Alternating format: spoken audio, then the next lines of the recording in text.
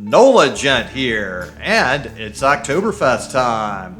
Unfortunately, Oktoberfest in Munich and most of the other celebrations around the world have been canceled this year due to the pandemic situation. Nola Gent has attended Oktoberfest in many places, and last year I finally got my first opportunity to attend the Oktoberfest in Munich. And this episode will be a review of the fantastic experience I had at Munich Oktoberfest in 2019. But first, I've got a little message from myself and Rockin' Doopsie Jr. to all of our German friends out there. And mein Deutsch ist schlecht, so please forgive me as I've been entirely self-taught for German. I only took formal education in French, so hopefully I'll get a little better education in German sooner than later. But here we go. Rockin' Doopsie here, Junior, and we got some German stories because we love Germany, we love Oktoberfest.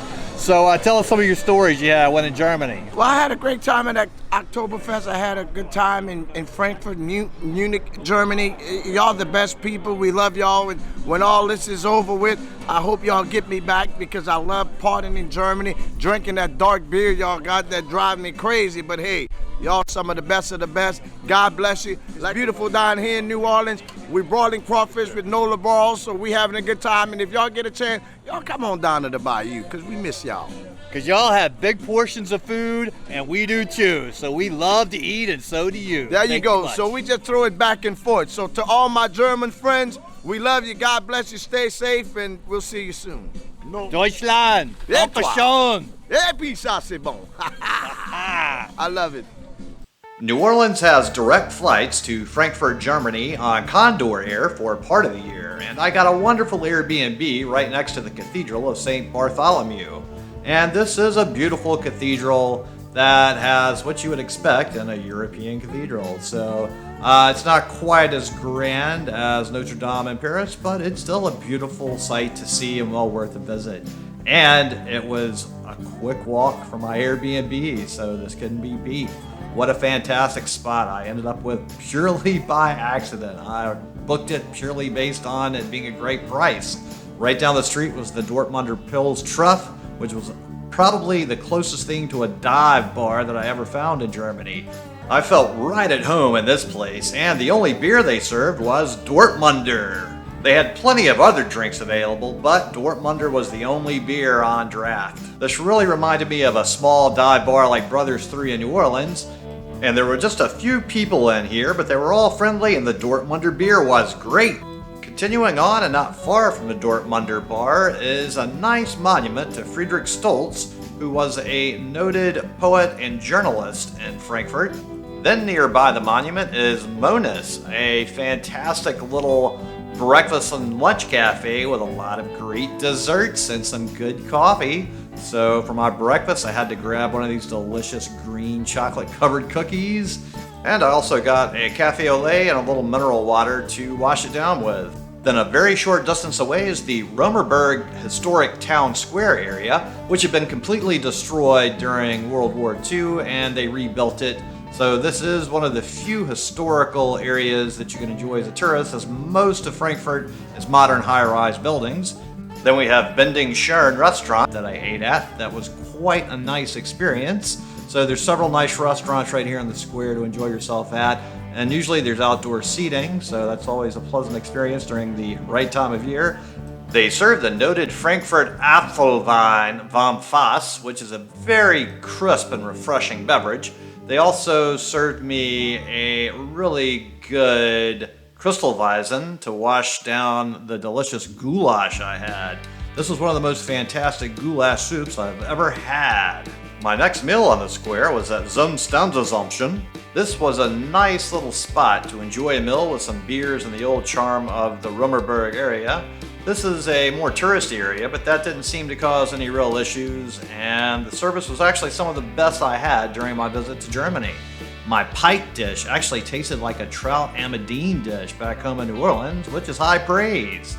And our waiter ensured our beers were kept refilled and took great care of my group. I actually met a couple of my friends from New Orleans that were also members of our local German club here in New Orleans known as Deutsches Haus. So the food and ambience were really nice in this area, and the outdoor beer garden area was a really pleasant place to eat and drink.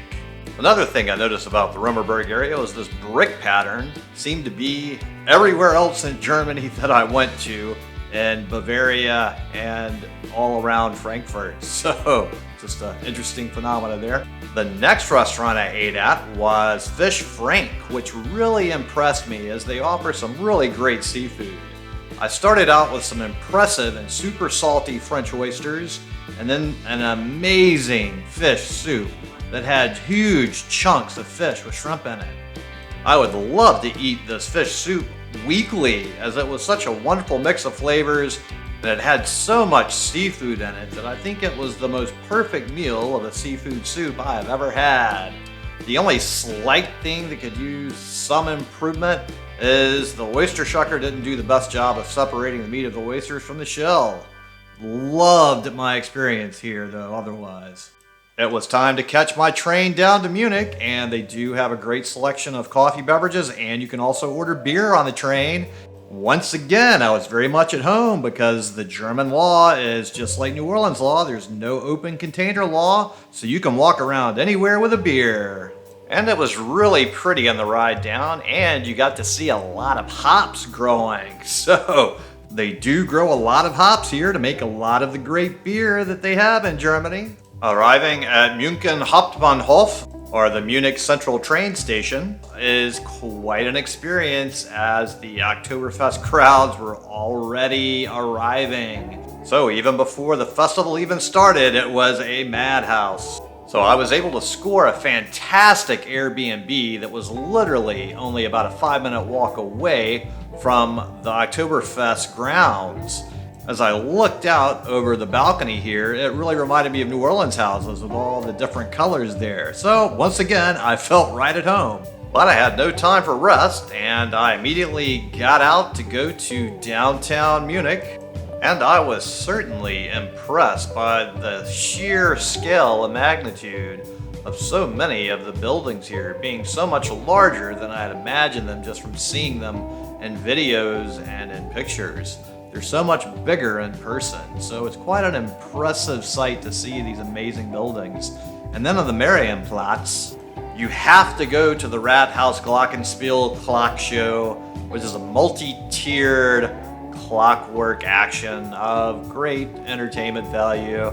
So this is one of those must-see things. And I would also say another must-see attraction is the Hofbrauhaus. I've been to the one in Las Vegas, but I'm so excited to go to the original here in Munich. So it's more amazing and beautiful inside than I imagined it could have been. And they have a special Oktoberfest menu. I ordered a Munich white beer and a knuckle of veal, bread dumpling, and mixed vegetables for my lunch. And everything here was all that I would have dreamed it could be. But I was to be amazed even more at Dallmayr, the legend I had heard of, but I didn't really know how much of a legend this place is. It's a most amazing place with a great many beautiful culinary delights, housed in a very efficient use of space. Dallmayr is a family-owned business that has a pedigree going back over 300 years. So they have some small experience with creating pleasing things for human senses to enjoy. They are the largest delicatessen business in Europe and one of the best-known German coffee brands. Dallmayr runs 4 eating venues with their restaurant Alois, fine dining, bar and grill, cafe bistro, and their amazing delicatessen. Dallmayr also runs their large-scale distribution operations across Europe. They have separate departments for wine and spirits, delicatessen, coffee, tea, patisserie, confectionery, meat, ham and sausage, fish, deli, jam and honey, dried fruit, fruits and vegetables, cheese, bread, and gifts. This is a must-visit establishment. And for even more bonus quality, they also offer an oyster night at the Dallmayr Bar and Grill every Wednesday from 8 p.m. And the oysters here are sourced from some of the most amazing oyster production facilities in Europe. The bar and grill is small, so there can be a wait, so be prepared for that, while upstairs At the Cafe Bistro, there's a much more spacious area where you can enjoy some coffee and desserts easily. This is a fantastic place. Make sure you stop in and check it out. Next, I needed to update some of my Tracht. I had lederhosen, but I needed to get a jacket. So I found some good deals at Werks. And I found the perfect janker to go with my lederhosen outfit. So I took the U-Bahnhof back to my Airbnb at Goetheplatz. So as you can see on the advertisement poster, the only beers they're allowed to serve during Munich Oktoberfest are Augustiner Brau, Hacker Schurbrau, Löwenbrau, Paulaner, Spatenbrau, and Hofbrau. So I hurried back to my Airbnb to change into my Tracht to get ready for the WIESNZELT at the Stiglmaierplatz at the Löwenbräukeller brewery, as this was the pre-party before Oktoberfest, and then they also are the late night party when Oktoberfest closes. And this is as good a time as any to explain to you that they don't call Oktoberfest Oktoberfest in Munich. They call it Wiesn, after the field where Oktoberfest is held, which is called Theresienwiese, which goes all the way back to the beginning of Oktoberfest, when Crown Prince Ludwig I married Princess Theresa in 1810, and since then, in the princess's honor, the field has been known as the Theresienwiese, and Oktoberfest has been being held there in memory of this marriage event ever since. And you also need the good news of they speak Bavarian dialect in Munich, which is in Bavaria, so your Hochdeutsch, High German, might not always be what you hear. So Bavarian dialect is quite common, so you might need to pick up some of that as well. So I arrived at the party and they had sold out already, so you might want to make sure that you pre-purchase your tickets ahead of time to make sure you get in for this event, as it fills up fast. I got lucky and I had bought a ticket a few days before. So there were some Scottish fellows in there wearing their kilts. I just had my lederhosen on and left my kilt back in the USA. But after I got my beer, I had put my order in for the veal over the mashed potatoes, and I was quite pleased with the portion size. So this event really ended up being more just like a typical visit to any of the Munich breweries, with just people sitting at the tables, enjoying the music, drinking beer. They did have some kind of techno dancing stuff going on I didn't check out. Maybe if that's your thing, you would enjoy it more over there. But I only went to this thing one night, so maybe it's more fun on other nights. So, bright and early the next morning, I got up for opening day of Oktoberfest. There was a huge line to get in, and then once the gates opened, it thinned out a little bit and was easier to walk around, and you just began to see all of the interesting interior of the fairgrounds. We're walking towards the Die Bavaria statue, which is a huge statue, and you actually can pay to go up inside of it and get some good pictures of the festival. I didn't do that though.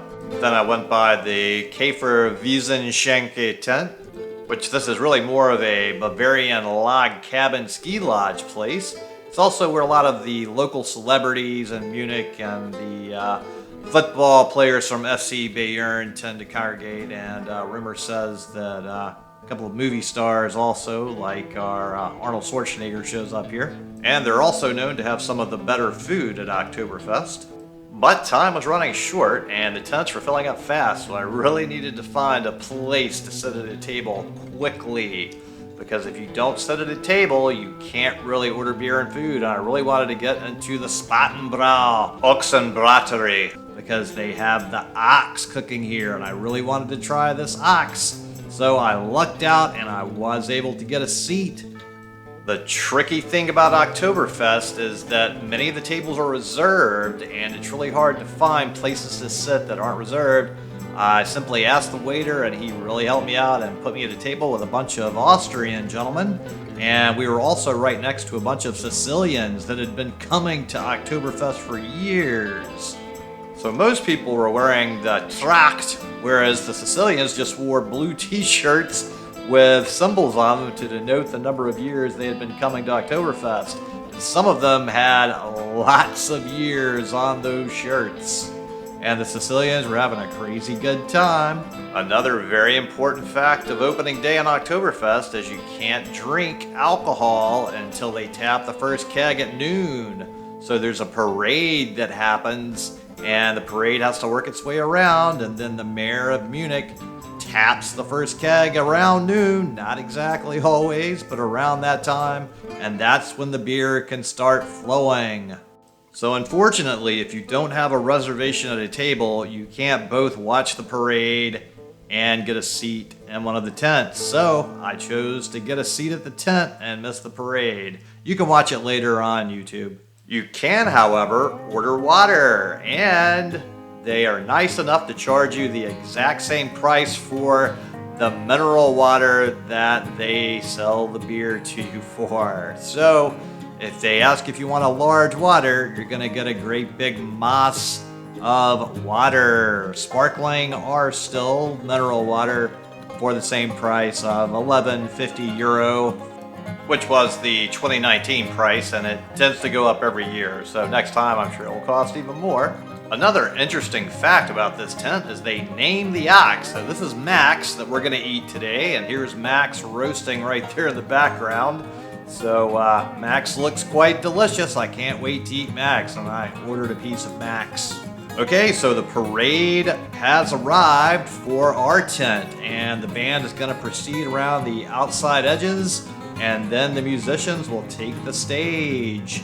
And then finally, we can order beers. So all of the fun and excitement of the opening ceremonies has happened, and my steak and beer have arrived. So you order your beer as in ein Maß. That's how you order it. That just means in measure. So that's the Bavarian way of ordering your beer, is ein Maß. It just means a measure. And just to keep life interesting, other parts of Germany don't use that. They use other sizes and ways to order beers. So the great big huge liter size mug is mainly a Bavarian tradition. So it's time to dig in and taste a little bit of Max here, and he was quite a delicious ox, and I would certainly recommend eating the ox here. And they also have really delicious chicken. The chicken is quite a tradition also, and it's just an exciting time. And also the bathrooms here, the lines moved really fast, and the bathrooms were phenomenally clean. Jazz Fest porta potties are nothing at all like this. These are well-kept, real bathrooms. Way to go. Fantastic bathrooms here. So as the beer started to flow, my Austrian gentleman at my table got a lot more friendly, and we started having a lot more fun with everybody around us. And we really got into the Oktoberfest spirit and had a lot of the fun, warm feeling times that the Germans call Gemütlichkeit. As the fun continued, the Austrians and a few of the Sicilians invited me to go around with them to explore more of the tents. And we went through quite a few of them and had quite a few adventures, but eventually, on a trip to the bathroom, I somehow lost them all and never saw them again. So if any of my Austrian or Sicilian friends that I made that day see this, comment below so we can reconnect again. As the day wore on, it was getting closer to the afternoon and evening time when reservations become even more important to have in a tent. So there was no more space in the tents, so it was time for me to head on out and find some food outside of the festival grounds. Gaststätte Löwenbräukeller was directly across from my Airbnb, and it had a fantastic upstairs patio, so I opted to go up there and enjoy a meal. Oh, and another very important point, make sure you always carry cash. You need to have euros all the time in Germany.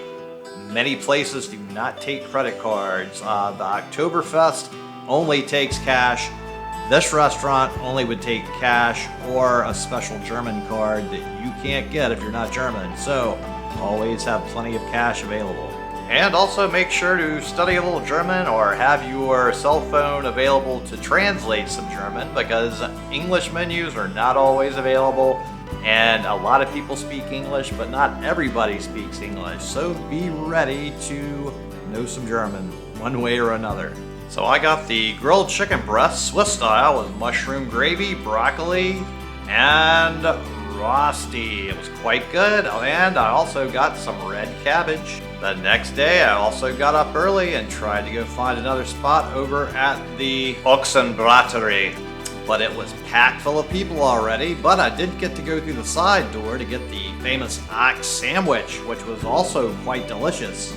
And then I did find a seat over at the Fischer Brauny next door to the Ochsenbraterie, where they're famous for their smoked and grilled fish, and steckerel fish, which is fish grilled on a stick. And you can see all of these fish cooking outside of the tent. So this is pretty interesting just for that alone. But I went inside to get a beer. They serve the Augustiner Keller beer here. And I also ordered a very excellent fried fish. And once again, I was quite at home. So really great food. I really enjoyed it. And then I went to the WIESNZELT. And they have one of the most beautiful tents with the heavens of Bavaria above them. And then I couldn't get another seat, so I left to go to the Augustiner Keller Brewery. So this is the brewery I went to the most. I ended up liking this one the most of all the ones I visited because they had the Vom Fass beer straight out of a wooden keg, where most of the other breweries don't seem to have that anymore. So this is the last one left with a wooden keg. And here I got seated with a bunch of crazy South Africans that had moved to Australia, and we did some of these Willy Was pear liquor shots. And then I ordered a delicious fried venison with sweet potatoes and lingonberries. So other than the lingonberries, I felt just like I was back at home eating normal food.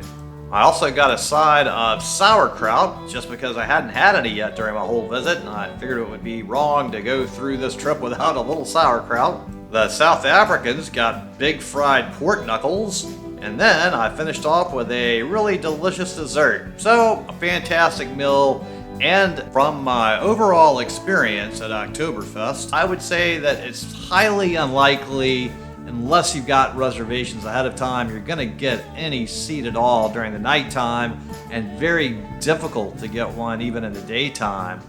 Your best chances are going to be during the weekdays, and I would totally avoid the weekends. You can stand in the Hofbrau tent and order a beer, but that gets really crowded and really hot in there often. So that is your one remaining option, other than you can always go to one of the 6 Munich breweries for almost the same experience that's much easier to get into, along with cheaper beer. So definitely go try out the Wiesn to see all the sights. You can ride the rides, have some fun out there, but if you get frustrated with finding anywhere to sit, go to one of the breweries.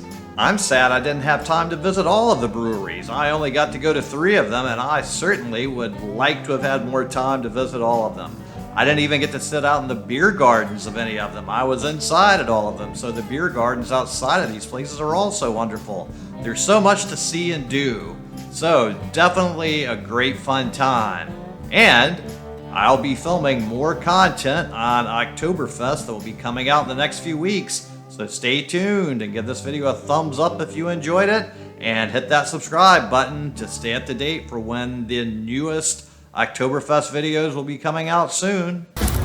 Thanks for watching. I really appreciate it. And if you would just click on the little circle here with a picture of my head in there and subscribe to the NOLAJET channel, it would really help me a lot. I really appreciate it. Thank you.